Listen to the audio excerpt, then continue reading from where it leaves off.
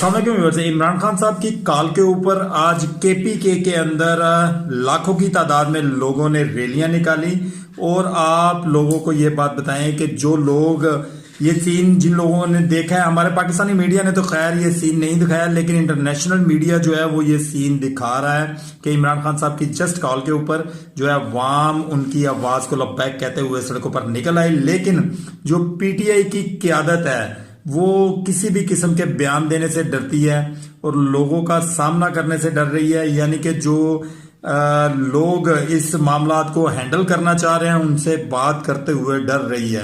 और ये लोग शेर अफजल मरवत साहब हो गए, इस तरीके से जो भी लोग फ्रंट फुट पे खेल रहे हैं आके, उनको ये बात पता है कि अगर खान साहब बाहर आते हैं तो इनकी पवेलियन के अंदर जगह नहीं बचेगी और इनकी वीडियो चलना बंद हो जाएगी।